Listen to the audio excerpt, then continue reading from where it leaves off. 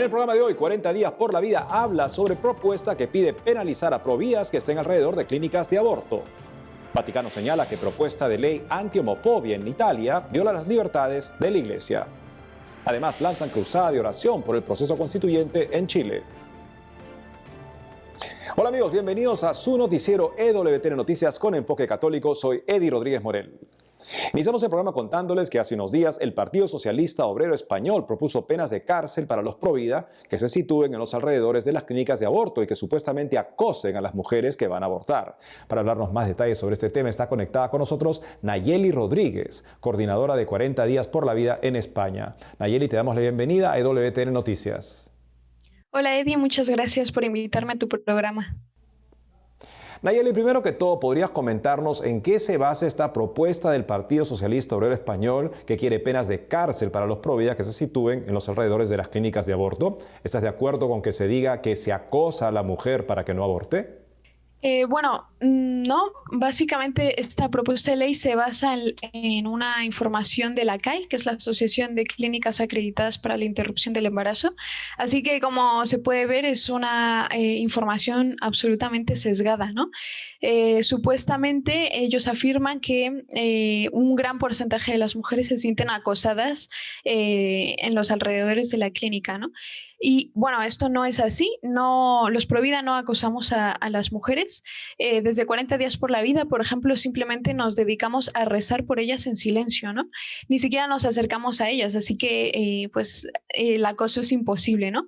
Y por otra parte, hay algunas ciudades que tienen, que no son 40 días por la vida, sino otro voluntariado, que son los rescatadores, que ellos sí que hablan y escuchan, ¿no? Sobre todo escuchan a estas mujeres, pero en ningún momento acosan, sino todo lo contrario, ¿no? Se les escucha y se les pregunta qué es lo que necesitan para no abortar, ¿no? Porque muchas veces estas mujeres toman esta decisión por situaciones diversas, entre ellas, y una muy importante, es una situación económica complicada, ¿no?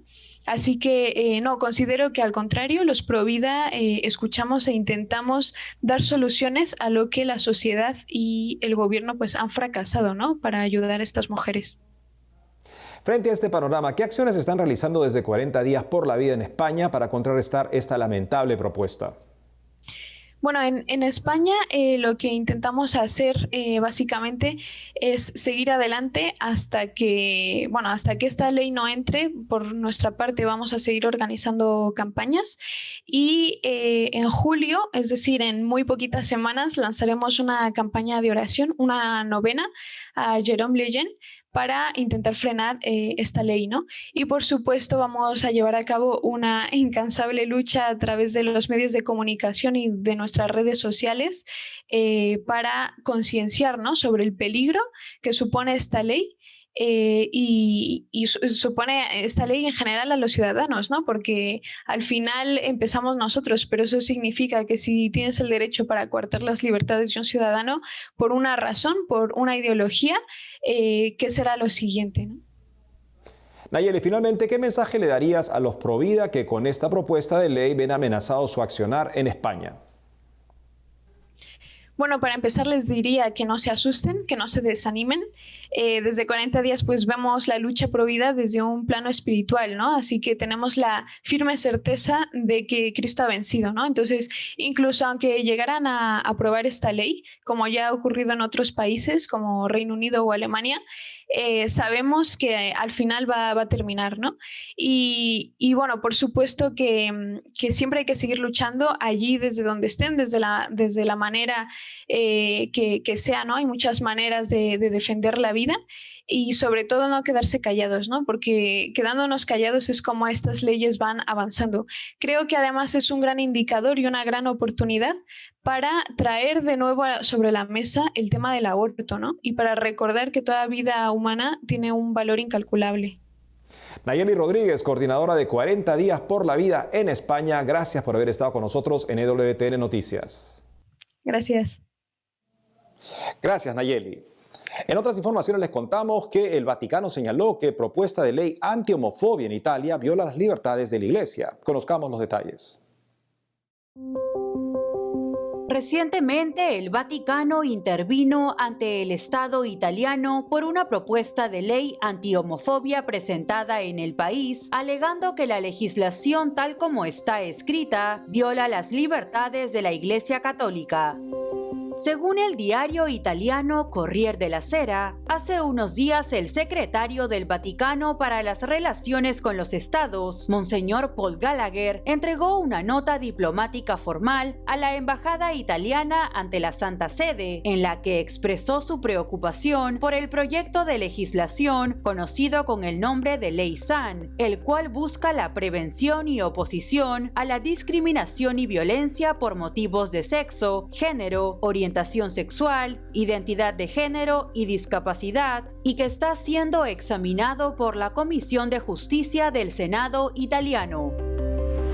Es preciso mencionar que en 1984, Italia y la Santa Sede firmaron un acuerdo por el cual se modificaron los pactos de Letrán de 1929.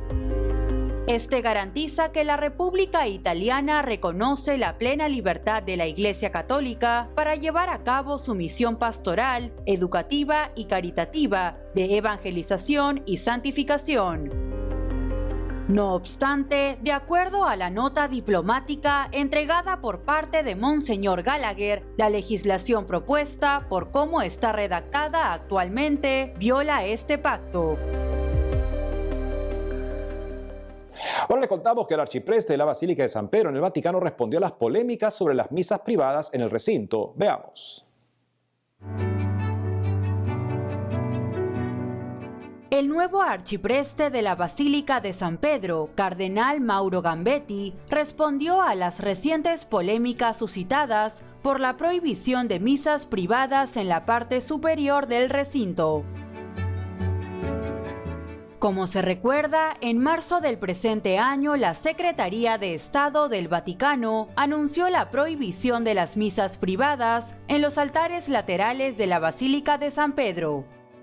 Hasta antes de esta disposición, todas las mañanas los sacerdotes que lo deseaban podían celebrar la Eucaristía en los 45 altares y 11 capillas de la parte superior de la Basílica Vaticana, las cuales no siempre tenían presencia de fieles, pero después de la implementación de las nuevas regulaciones, se invitó a los sacerdotes a concelebrar en una de las misas en italiano programadas regularmente. En ese sentido, el cardenal Gambetti afirmó que dichas indicaciones se establecieron con la intención de que las misas se desarrollen en un ambiente de recogimiento y decoro litúrgico.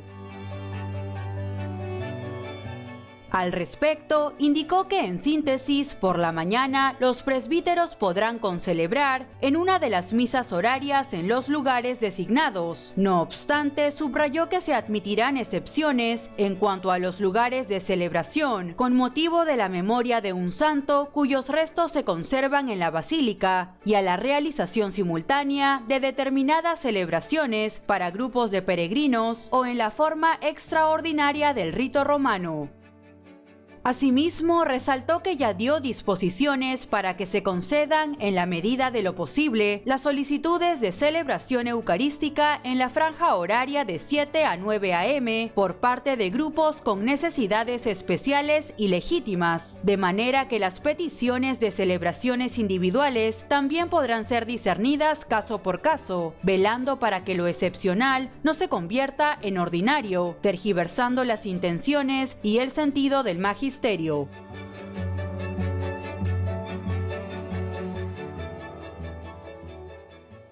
Y nos vamos hasta Chile con nuestra corresponsal Giselle Vargas, quien nos tiene noticias sobre la cruzada de oración por el proceso constituyente en el país. Te escuchamos, Giselle.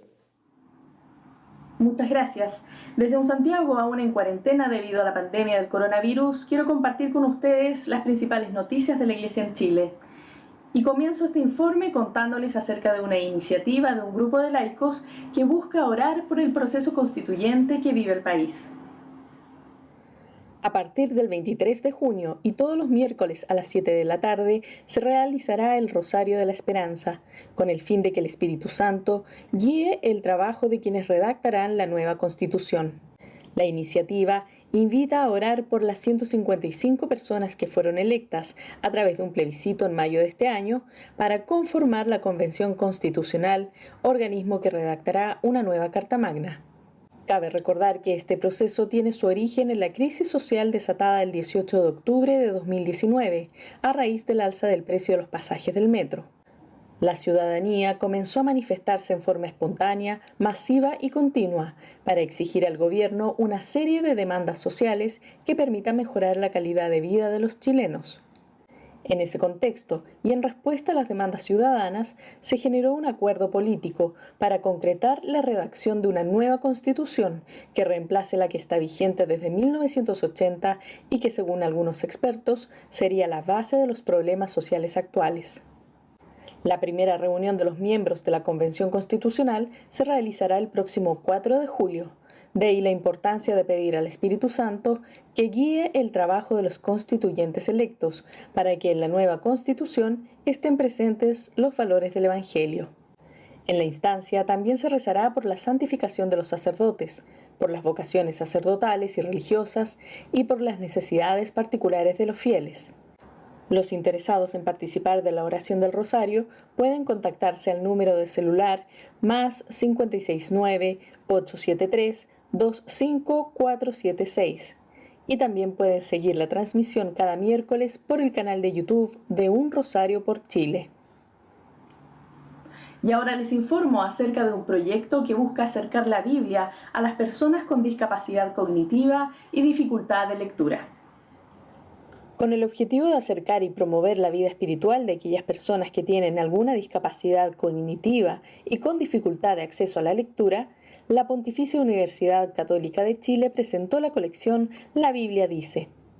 Los profesionales del Centro UC Síndrome de Down y docentes de la Facultad de Medicina, de Letras y de Teología escogieron 6 relatos bíblicos para adaptarlos a 3 niveles de complejidad. Luego, el contenido fue diagramado y diseñado considerando las estrategias de lectura fácil y el proceso de adaptación curricular para personas en situación de discapacidad cognitiva. Para conocer más sobre este material, conversamos con una de las autoras del proyecto y directora del Centro UC Síndrome de Down, Macarena Lizama. En el mismo libro, tiene 3 versiones del mismo relato bíblico, en donde las 3 versiones tienen distinto nivel de complejidad de lectura, con las ilustraciones similares probablemente, de manera de que ese espacio sea totalmente inclusivo y pueda ser partícipe a todos independiente de su nivel de lectura. Nuestra intención como equipo es seguir trabajando en esta colección. Estamos trabajando hoy día estamos lanzando 6 relatos, pero la idea es poder seguir avanzando con otros relatos bíblicos de manera de ir acercando cada vez más la historia de la Iglesia, ¿no es cierto?, la historia de Jesús, desde un espacio que sea inclusivo. Hasta aquí las informaciones y desde ya los dejo invitados a sumarse a esta cruzada de oración por este importante proceso constitucional que vive el país. Informó para EWTN Noticias Giselle Vargas Noguera. Gracias, Giselle. Amigos, tenemos que hacer una pausa, pero al volver, congresista de Estados Unidos que apoya el aborto desafía a los obispos a negarle la comunión. Por otro lado, Diócesis de Córdoba en España acogerá importante congreso sobre San Juan de Ávila. Ya volvemos con más información en EWTN Noticias.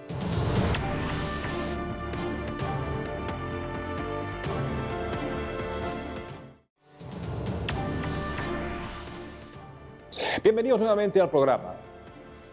Y ahora les contamos que un congresista norteamericano, quien se considera católico pero apoya abiertamente el aborto y la anticoncepción, desafió a los obispos de Estados Unidos a negarle la comunión. Veamos los detalles. En una serie de publicaciones desde su cuenta personal de Twitter, el congresista norteamericano Ted Lieu llamó hipócritas partidistas a los obispos del país y los desafió a que le nieguen la comunión, considerando que el funcionario apoya la anticoncepción, el aborto legal y el matrimonio entre personas del mismo sexo. Asimismo, en sus diversos mensajes dirigidos directamente a los prelados, Liu los criticó por no negarle la Eucaristía a los católicos republicanos, especialmente al expresidente de la Cámara de Representantes, Newt Gingrich, por sus relaciones extramaritales y múltiples divorcios. Del mismo modo, también planteó el caso del exfiscal general Bill Barr, un católico que trató de reanudar el uso de la pena de muerte federal y que presionó por la ejecución de 13 presos en el lapso de 7 meses. Como se recuerda, el tema de la comunión para los políticos católicos partidarios de las prácticas abortivas resurgió tras la elección del presidente Joe Biden, quien es un católico que apoya el aborto financiado por los contribuyentes. Sin embargo, aunque el episcopado norteamericano votó la semana pasada para empezar a redactar un documento de enseñanza sobre el Santísimo Sacramento, es preciso mencionar que el esquema propuesto para la realización del texto instructivo no menciona al presidente Biden ni a ningún funcionario público. Cabe destacar que hace poco 60 miembros católicos demócratas del Congreso, incluyendo a Ted Lieu, emitieron una declaración conjunta en la que pidieron a los obispos de Estados Unidos que no se les niegue la comunión por sus posturas pro aborto. Siguiendo con más información, la diócesis de Córdoba en España acogerá el tercer Congreso Internacional Abilista con motivo del 75 aniversario de la proclamación de San Juan de Ávila como patrono del clero secular español. Este evento se realizará del 29 de junio al 2 de julio en la ciudad de Córdoba y en la localidad donde se encuentran los restos de San Juan de Ávila. Para contarnos todos los detalles al respecto, estamos conectados con Monseñor Demetrio Fernández, obispo de Córdoba en España. Monseñor Demetrio Fernández, bienvenido a EWTN Noticias. Hola, Eddie, a ti y a todos los telespectadores. Monseñor, cuéntenos en principio cómo se dio esta iniciativa del Congreso Internacional Abilista, ahora en su tercera edición, y cuál es su objetivo. Estamos en el 75 aniversario de la proclamación de San Juan de Ávila como patrono del clero secular español. Lo hizo Pío XII en el año 1946, el 2 de julio. Y no queremos que pase esta fecha sin que demos a conocer más y más a San Juan de Ávila por el mundo entero. Por eso, con motivo de este aniversario, pues hemos convocado ya el tercer Congreso Abilista, porque la diócesis de Córdoba es la diócesis de San Juan de Ávila. Aquí él estuvo incardinado como presbítero diocesano secular y aquí murió, en Montilla, donde vivió los últimos 15 años de su vida, y aquí está su sepulcro. De manera que es un lugar de peregrinaciones constantes por parte de mucha gente que viene del mundo entero a venerar a este santo doctor de la Iglesia Universal. Así lo proclamó el Papa Benedicto el 7 de octubre del año 2012. Doctor de la Iglesia Universal, es decir, un santo que tiene mucho que enseñarnos y decirnos. En este congreso no vamos a agotar el tema, pero vamos a continuar profundizando sobre su figura y su doctrina.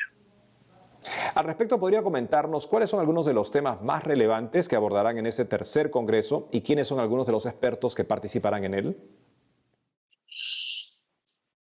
Bueno, el autor San Juan de Ávila que vamos a estudiar es inagotable y por eso en distintos congresos se van tratando distintos aspectos, ¿no? En este, concretamente, tenemos como 4 bloques. Un bloque de historia, donde veamos un poco pues, la escuela sacerdotal, la escuela femenina, puesto que tuvo también mujeres a las que dirigió y condujo a la santidad. Para Sancha Carrillo escribió su obra principal, Audifilia. Para Ana de la Cruz pues fue su director espiritual, etc., ¿no? Luego un bloque de teología, hablando de la sagrada humanidad de Cristo, o las fuentes del tratado del sacerdocio, o la palabra de Dios. Él fue un gran enamorado de la Escritura, ¿no? Otro bloque será el de la espiritualidad, para ver pues, como director espiritual, la oración de intercesión, la doctrina de San Juan de Ávila, o la espiritualidad del presbítero diocesano secular, porque San Juan de Ávila fue sacerdote diocesano de Córdoba, ¿no? Y por último, otro bloque será la actualidad. Es decir, cómo San Juan de Ávila hoy es inspirador de formación cristiana y sobre todo de formación sacerdotal, tal como los obispos españoles en su plan de formación para los seminarios españoles han puesto a San Juan de Ávila como referente principal de esta formación. Monseñor Demetrio Fernández, obispo de Córdoba en España, gracias por habernos acompañado hoy en EWTN Noticias y por favor invite a todos a participar de este tercer Congreso Internacional Habilista. Muchas gracias a vosotros, sobre todo. Invito a todos a que, si quieren saber algo más sobre este congreso, tecleen en su buscador de Internet Tercer Congreso Internacional Habilista y ahí le vendrá la referencia para poderse inscribir, para poder seguir online estas conferencias, para incluso, si pueden, pues asistir presencialmente. El último día viene el presidente de la Conferencia de los Obispos de España, el cardenal Omeya, y varios obispos, y tendremos un mensaje del Papa Francisco, dirigido a los sacerdotes especialmente. Pues todos están invitados a participar. Esta misa del día 2, a las 11 de la mañana, hora de España, será transmitida por 13 Televisión. Y decirles a todos pues, que conozcan cada vez mejor a este santo, que puede serles desconocido, pero que la Iglesia ha proclamado como doctor de la Iglesia Universal. Gracias nuevamente, Monseñor. En otras noticias, el presidente de la Conferencia Episcopal de Costa Rica, Monseñor José Manuel Garita Herrera, reconoció y agradeció a los catequistas por su servicio a la Iglesia en el mundo e invitó a los padres de familia a cumplir con su misión de ser los primeros catequistas de sus hijos.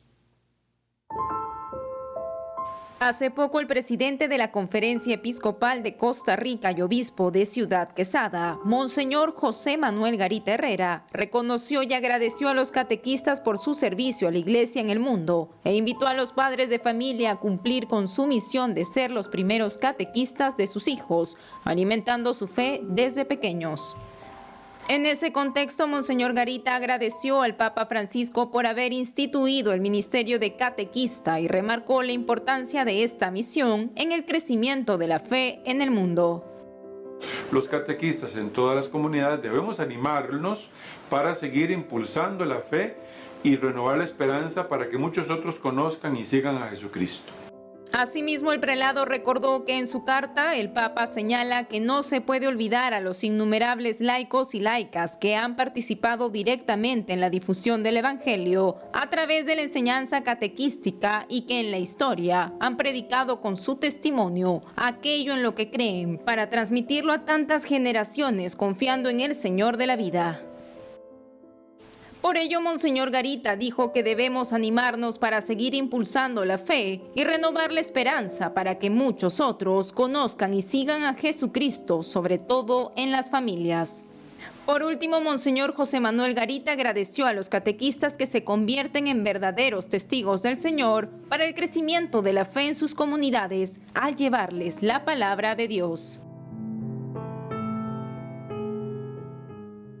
En otros ámbitos, un párroco peruano recordó la importancia de la tradicional devoción a los dolores y gozos de San José. Veamos.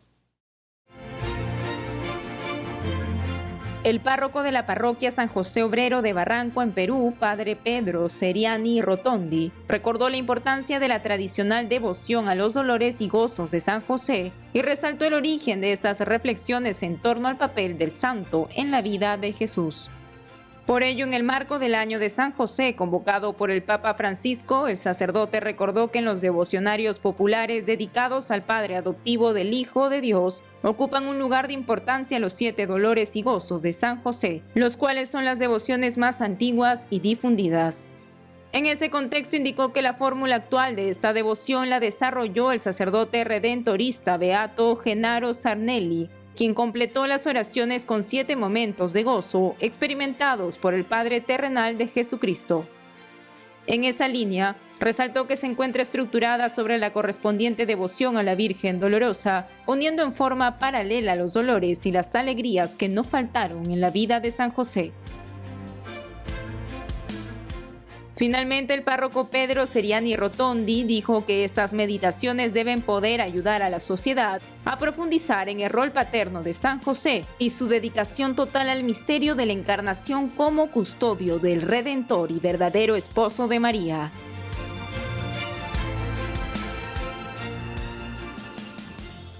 Y es todo por hoy, amigos. Gracias por haber estado con nosotros. No dejen de seguirnos en las redes sociales y de lunes a viernes a las 12 del mediodía hora de Miami tenemos cita en Radio Católica Mundial con su programa Más que Noticias. Hasta entonces.